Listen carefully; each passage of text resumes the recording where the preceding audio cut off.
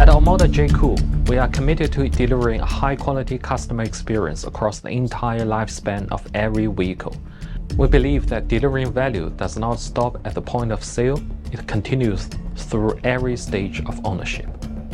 We need to consider customer experience, not just the purchase of the vehicle, but the customer experience throughout the whole lifetime of the vehicle. How a customer uses it and how the vehicle can almost get better and the customer experience can get better over the time where a customer buys and uses the vehicle. And technology is an absolutely amazing enabler. It's a moment of change in the industry. With electrification, cars as a technology product, and OEMs now placing a major focus on the end-to-end customer experience, the supply chain is now more important than ever. Right, without further ado, Victor, what do customers want? What is it that from your perspective, you are seeing a demand for now? Yeah, I think for us as a new entrant, but as also a Chinese brand here, I think UK customer is quite open and they really want some high tech, and different experience. But we use called affordable premium experience. This is what we defined it. Which is what? I mean, in practical terms, give us a kind of example of what that means to you when you have to provide it. So in terms of the definition of this, I think because people here, no matter it's British customer or Chinese customer, we are all looking for the premium experience. In terms of the specs, features, right, like built-in technology, safety, advanced experience. But in terms of the affordability, this is what I'm looking for. We think this is a very interesting point that we can provide here. And I suppose, Karen, the question then is what drives what? So is it the technology that's driving what the consumer wants? Or is it the consumer saying, these bits of technology interest me and I want to stick them in a car? It's really interesting. When we think about consumers, their digital experience expectations get shaped outside the automotive industry, right? In terms of the things that they interact with every single day, on their phone, online, the things they know are possible today already with AI, which is like also the latest buzzword, but all of that informs the expectations that they have of a digital experience. So the car just becomes an extension of that ultimately. So we see that really trickling through the whole life cycle when we start with the purchase of a vehicle, that's increasingly online first for consumers. So that means, they have a preference to research cars first on a digital way, configure them, maybe even purchase that. That's obviously where we play with some of our companies as well. How do you enable that? But then also sort of going to the usage of the vehicle, it's very much around how does the car connect seamlessly with the other digital devices that a customer uses. So, and then also how does the car update, towards its life cycle, that's a big trend that we see because I think traditionally, you buy a car, it's the hardware and then, it gets replenished every 3 years.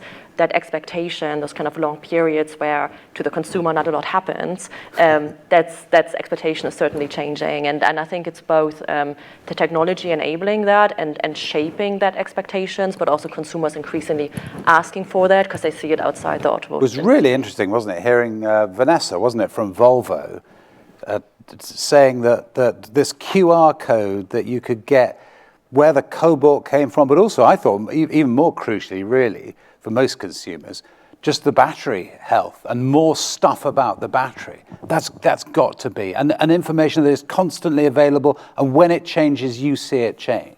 Exactly. So essentially, so one of the things we do in Cox Automotive is also battery repair, battery remanufacturing, together with DHL in partnership. But if you think about an EV or any car really, right, it has thousands of sensors that pick up data, including data on battery health, battery usage, how a driver drives, how they charge the vehicle. All of that gives us information essentially to help us assess the state of the battery, but also diagnose if there are any issues with the battery. James, tell us how the supply chain fits into this, how DHL fits into it.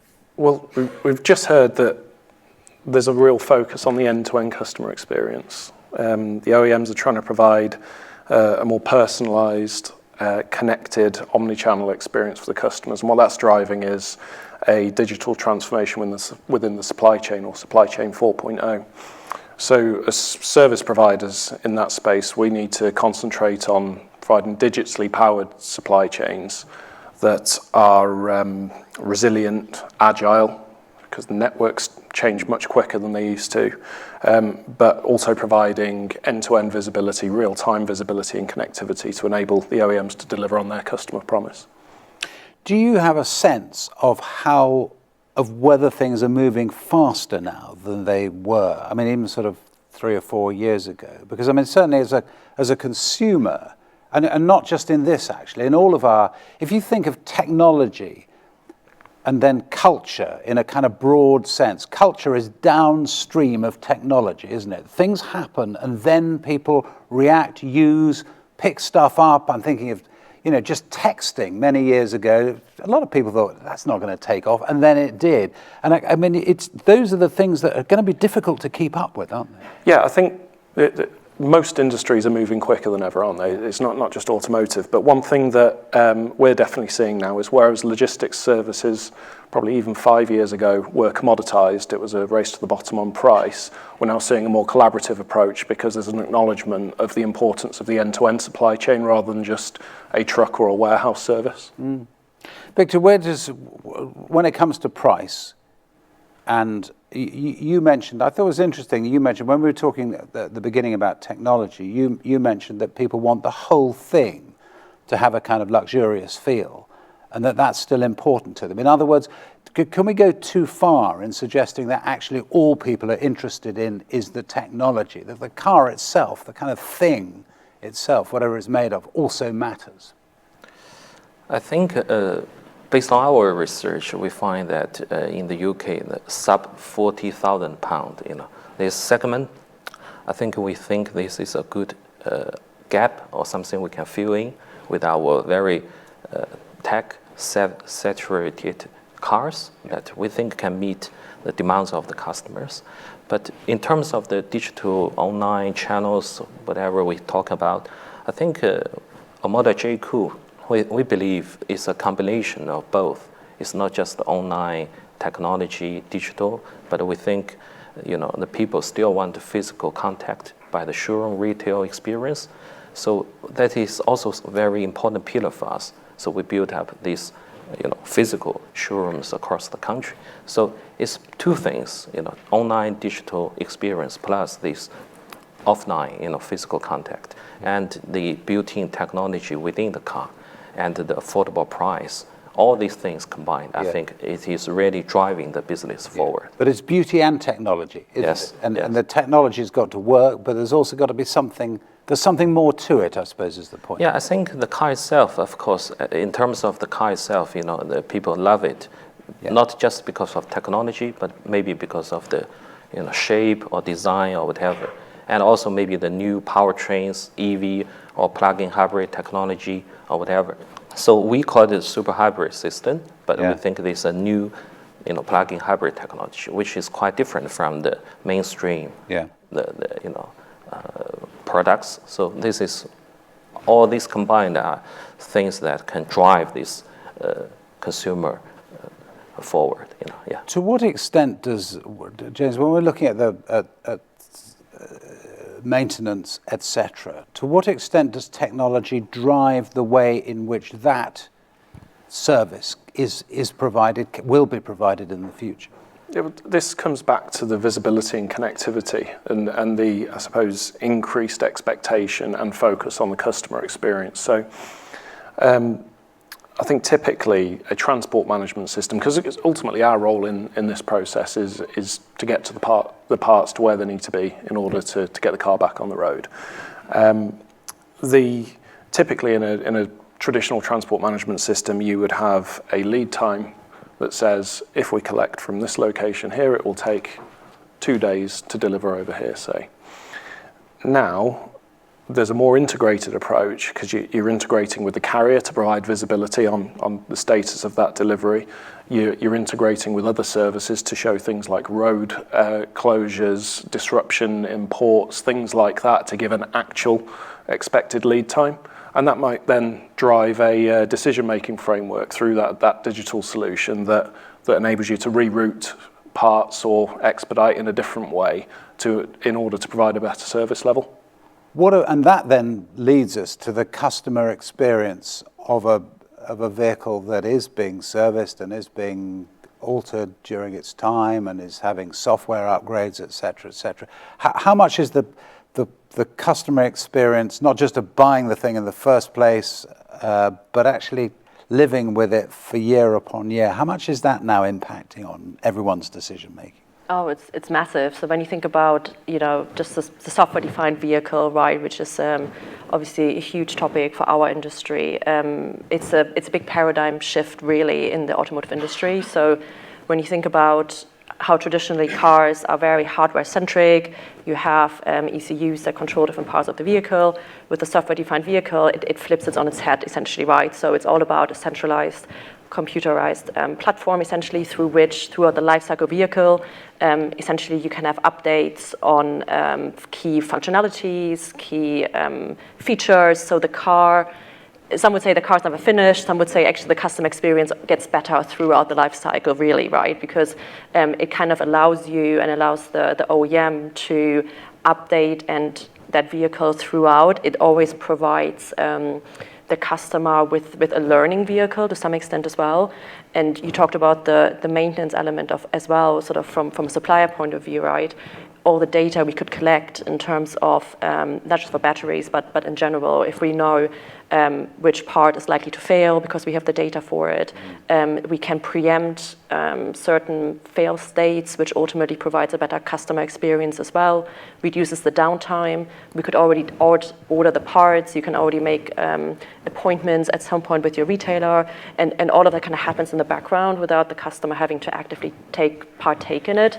And that ultimately is kind of the vision that software update and data can provide ultimately in the long term. And all of that, when we're still in the very foothills of the AI revolution. I mean, that is because what we're talking about potentially in the next year, 2 years, is another change of massive magnitude in the data that's available, the way in which it can be used, the way it can be used without us having anything to do with it at all. Exactly. So AI and IoT are key enablers for that and actually bringing them together. So you talked about all the data you would collect. It's what you do with the data, right? There's massive amounts of data.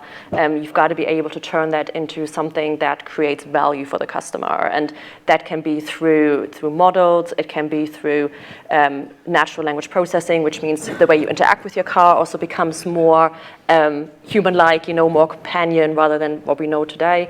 But then also, when you think about the IoT elements of it, it's very much around how does the vehicle interact with its surroundings, and that means things like telematics, it means like the infrastructure, all those kind of things that exist around the vehicle, which ultimately provide a better experience. Yeah. And there's still concerns about privacy when it comes to that, because I remember going back over previous conferences, lots of people remember this, we've had entire discussions about whether actually there would be a cutoff point where people said, hang on, I don't want this stuff from my car shared. Are we over that? Is that still an issue? No, I think it's a really valid concern, and I think it was touched upon you earlier in the panel as well. There are regional differences as well. There are regional differences in terms of legislations that deal with data. There's also different customer attitudes around data that are certainly different by demographic, but also by regional areas. So I think these are all things that manufacturers and service suppliers have to consider as part of that.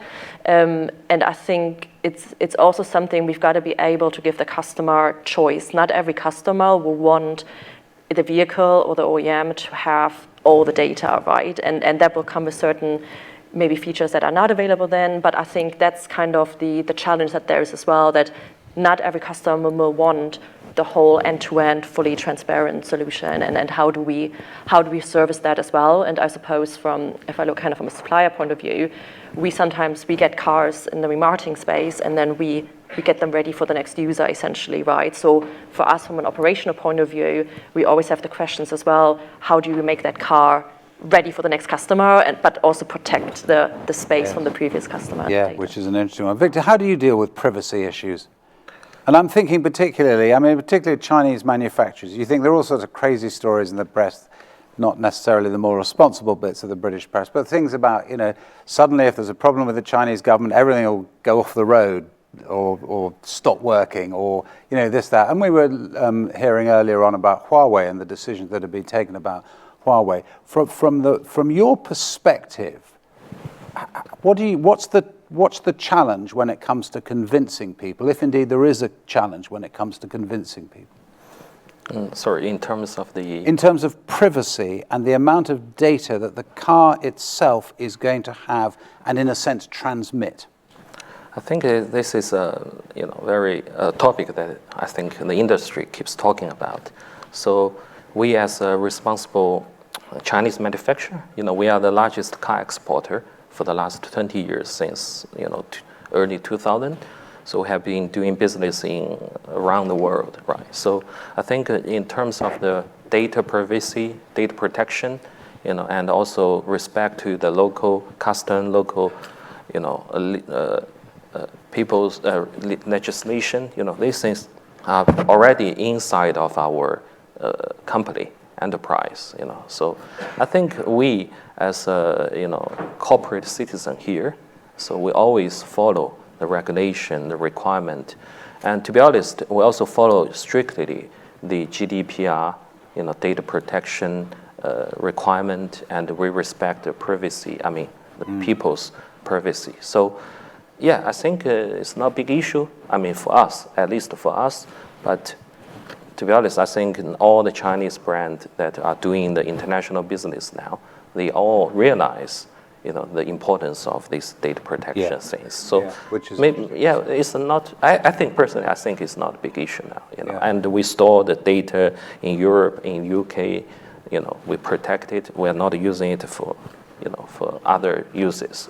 Yeah, okay. No, it's an interesting one. I'm going to throw it open to questions in just a second. So if anyone thinks of anything they want to ask, this is the moment to think of it. Just a sort of a sense of where we're going then with the technology. We talked a little bit about AI, and obviously huge changes that have been in recent years. Are we at a kind of, I suppose the thing we haven't talked about much is autonomous vehicles. I just wonder are we potentially at a tipping point where everything changes again? Yeah, still a way to go on that, but in our industry in particular, there's a really well-publicised shortage of drivers, and we're going to continue to see that trend. There's an ageing workforce, not just in DHL, but in all of the UK logistics, in the driving population. So we need a solution for that. It's pretty clear we're not going to be attracting lots of people into that job. So the answer, therefore, needs to be autonomously driven trucks. So that is definitely a key consideration, and there's a lot of stuff to get over to get there. Legislation, education for members of the public being comfortable with that as a solution. But in terms of logistics and supply chain, it's going to be an absolute necessity. It is. Lots of people here will go to the States quite a lot and see. There are pockets there where. I wouldn't say it's entirely adopted controversy-free, I think it's fair to say, even putting Elon Musk to one side, which we must for the time being. There are issues there, and it's not necessarily smooth, but that shouldn't blind us, I suppose, to the fact that it is kind of in the future, really, isn't it? Absolutely, and I think with autonomous vehicles, it's so interesting because, when you went back 5-6 years ago, everyone thought it would be like in the next 10 years, and then I think everyone realized, actually this is really complicated to do. We had discussions here, I think it was in this very hall, with people saying, we had diagrams of kind of sofas and things in cars and people watching telly and all the rest of it. It was as if it was a year or so away. Yeah. And it wasn't, it turns out. Yeah, and the reality is, there's so many unpredictable elements in the driving that makes it difficult.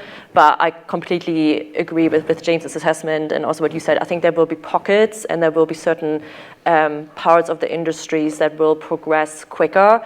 I also think with some of the technology changes that we're making now and the advances we're making, we're probably in a better spot than ever to actually get to those autonomous vehicles. It will still take time, but in terms of the sensor technology, the better LiDAR cameras and kind of a combination of those, I think they are now making steps that will mean we get to that, but I think it's still a while away, except if we talk about specific pockets. Okay, interesting one there. We're going to have lunch in just 5 minutes or so, but just a pause for a second because, yes, so someone down at the front here let me get a microphone down to you. Here we go. Hold on a second, then everyone can hear what you say.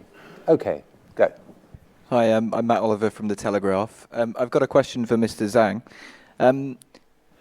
The UK is becoming a major destination for Chinese cars in Europe, one of the top countries.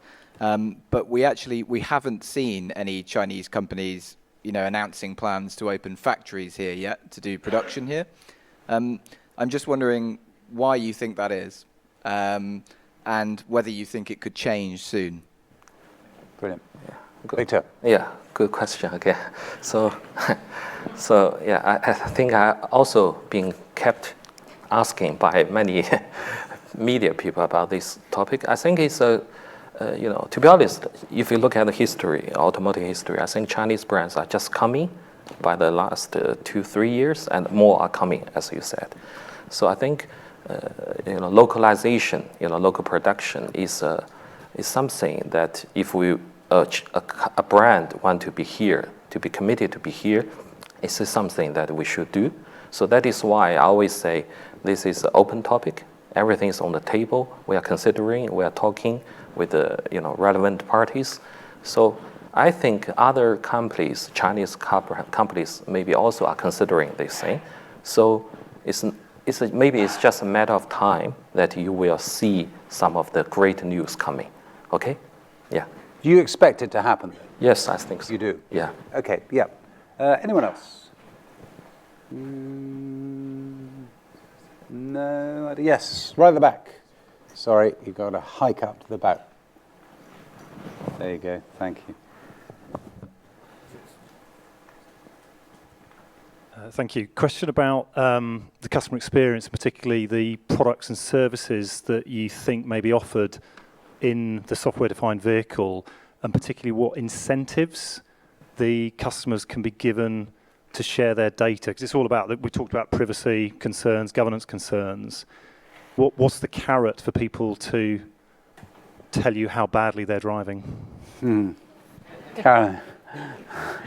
I suppose it's not so much how badly they're driving. It could also be the opposite. But I suppose it's all about what the customer wants ultimately, right? The opportunity it provides is almost a hyper personalization of the vehicle, so that the vehicle really molds into the way the driver uses it, the patterns, the pattern it gets driven or gets charged. It really becomes completely optimized and personalized. And that's the key win to this, and also the fact that you will always have a constantly updated product to some extent as well. So in terms of, it's not like how it is today, maybe you buy a vehicle and then in 3.5 years you get the next one. So there's a continuously update cycle, which always makes it feel fresh, which is the same thing we do with phones or any other of the elements. So ultimately, you're completely right. I don't think there is an incentive. I think it has to prove to the customer that it's a value add and that it enhances the experience to them, and it doesn't feel like it's taking something away from them. Like you mentioned the bad driving, the insurance element of that. But I think we also need to be honest in terms of when we talk about AI and data privacy.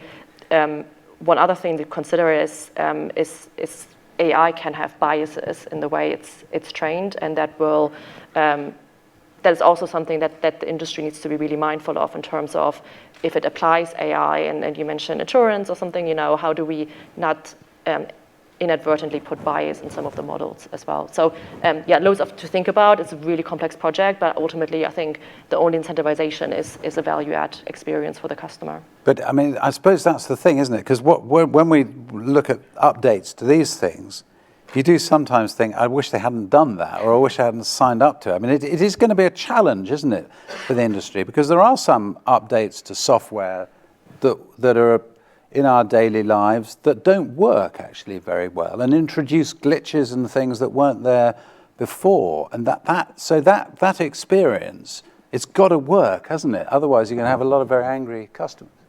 Yeah, I think if you look at the history of phones, right, things similar.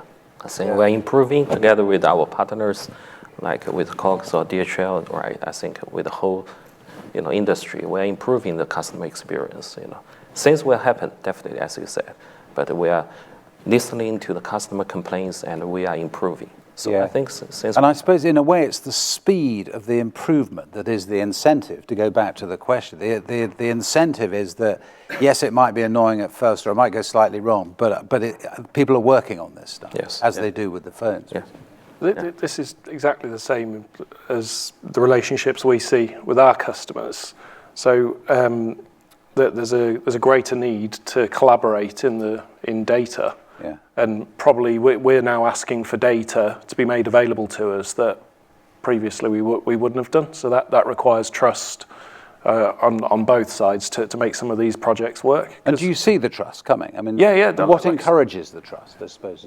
I think that there's a greater understanding of the end-to-end value of the supply chain. So as I said before, rather than a commoditized logistics service of a truck moving from point A to B, unlocking the value across the whole supply chain is now the kind of dialogue that we're having, and we're seeing a lot more relationships struck now, working on full supply chain orchestration. So starting to look at sourcing and strategy in general, as opposed to just how do we efficiently move this stuff on some trucks and through some warehouses. Just a final thought about where we're going in the next year or so, things that are around the corner. Victor, you could share some of your secrets with us. What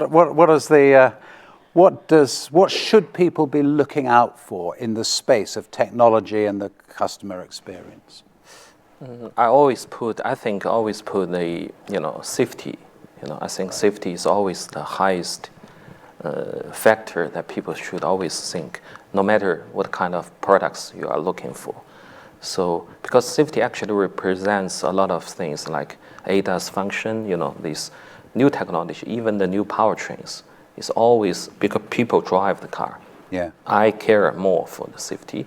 So I think for us, for OMODA, JAECOO, for all the Chinese car manufacturers that come into the UK, I think we always think every model will have the highest safety features, Euro NCAP 5-star, and in terms of other aspects. So this is one thing. Secondly is I think the experience of buying a car. So as I mentioned, we combine both, digital online experience plus the physical contact. So this is something maybe I don't know, other brands maybe just considering the online channels or something, but this is OMODA, JAECOO are doing now, and we will insist on doing this. That's interesting. So you still need, because we've had discussions on this previously as well. For you, the ability to go see it, sit in it. It's I think because we have a lot of data and all this feedback to tell us that people still want to sit behind the steering wheels. Which is fascinating in itself. Yeah. Brilliant discussion. Thank you all. Please, a round of applause for all three.